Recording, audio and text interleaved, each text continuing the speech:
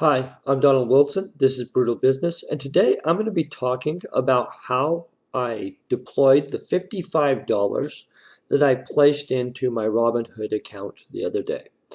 Now, the reasoning behind me putting money into an investment account to where I could buy stocks is because the stock market over the last few days, as you know, has had its butt handed to it. And so there's tons of news articles if you don't know about that already. But basically, I felt it was an opportunistic time to actually acquire some stock. So when I signed up to Robinhood, of course, they gave me some free stock. They gave me one share, and then I helped sign up some friends. So I actually received a couple free shares. So we won't really count them, but I'll go over them because some of them were interesting. I did deploy all of my $55 down to the last 9 cents. They gave me actually one share, I believe. Yeah, see, they gave me these 2 shares of GameStop. Now, GameStop, I didn't buy any more of it with my capital, and I'll show you. It actually is one that wouldn't be horrible necessarily to buy. It's going upwards slowly, but on the 5 year, it's got its butt handed. Now, the reason this is an interesting stock is because they actually just changed out some of their actual upper staff. That actually could be significant for me. And so I didn't actually liquidate this, even though I probably could have immediately moved out of that position. And so the one I acquired purposefully, and I'll show you this is gorgeous, is SoftBank. Now, I've done a whole video on SoftBank. These guys, they own pretty much everything you can fathom. If you don't know that, you should Google. They own AI companies, robotics companies. But as you can tell, they got their butt hammered. And so I felt that since they are at a pretty good low for themselves, especially in the 3 month zone and stuff, that they were a good actual acquisition for long hold. And I actually wasn't trying to get my immediate money back from them. I actually consider them a good investment. Now, the one that I'm hoping we're hitting the bottom on, and we probably are, and you can notice that 44% of experts say that this is a buy. The rest say it's a hold. Now, these guys, they actually own Hilton. And so, but I will show you this. This is annihilated. And so normally they're trading all the way up here in the $25, $20 range. They're currently, though, watch this, boom, $12.01. Now, I didn't get them at $12.01 because I'm not going to pretend I can call the bottom, and I would never try to guess a bottom, but I do know when it's became a deal. And then the other reason you know it's a deal is look at this price earnings ratio. You got $9.50 to be buying a dollar. That's actually pretty impressive. And so, although I'll have to recover from that on the long haul, that's going to actually make me a pretty good amount of money. And so next, so I bought Groupon. Obviously, with all of the stuff going on, Groupon is not going to recover until we get back to normal.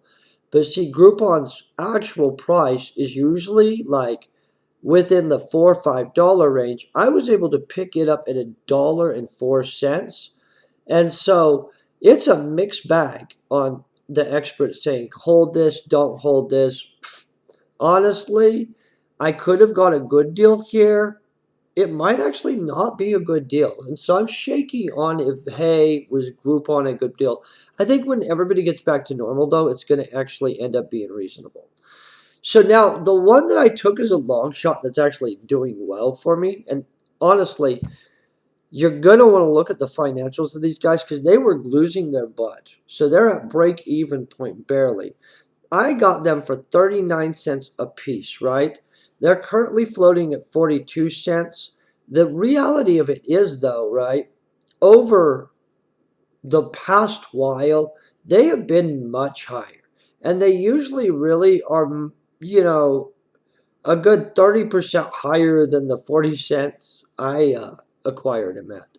I actually think that they actually have a good idea where they're going long term, and I believe after they cut over the break even, I end up vastly profiting off this. But this is a risky long shot one.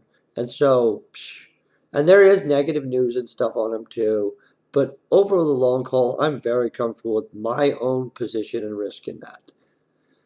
Now, GoPro, I bought, and this is one of the ones that I'm not really excited about, but I kind of like, this could do something. I don't know where GoPro's going long term. I do know though that they're tarred down heavy, and I'm kind of hoping when the market comes up, they get caught up in it, and I can either decide if I'm going to get rid of them or do further research to see if I actually think that they're a holdable company. And so that's not one of the buys that I'm most happy with. Now, I was actually given this, and Corbus Pharmaceutical, I'm probably going to hold because of what they're actually looking into and working on.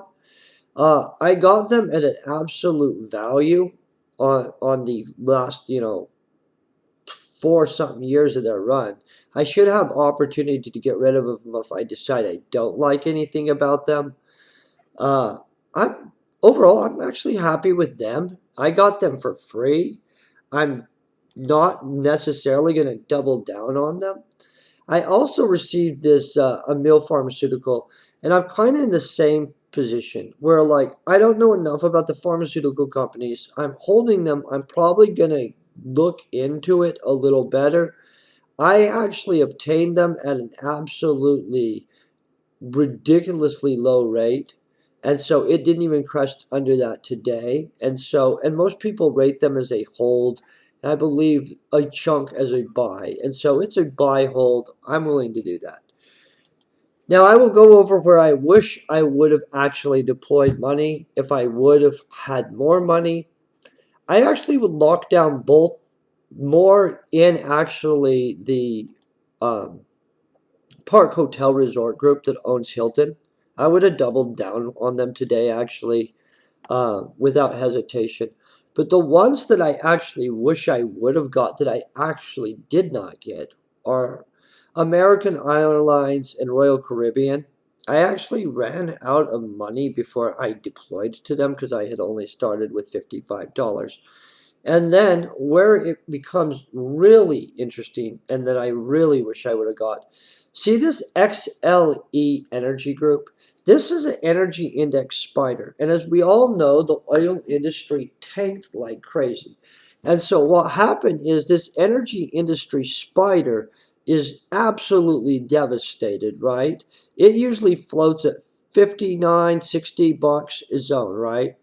So I do believe the energy sector will recover. I'm not an expert on the energy sector or most of these things. And so to play it safe, if I would have had more money for long-term deployment, I would have loved to have acquired some of this actual energy stock right here. The XLE spider here is just a composite of the actual energy industry. And so I'm kind of would have been able to avoid picking winners and losers. And so, of course, if you want to start investing on Robinhood, use my link. I do benefit by receiving a free stock up to $500 of free stock a year. And it'll allow you to get started if you want to get started today. Thank you very much, and I hope you have an amazing day.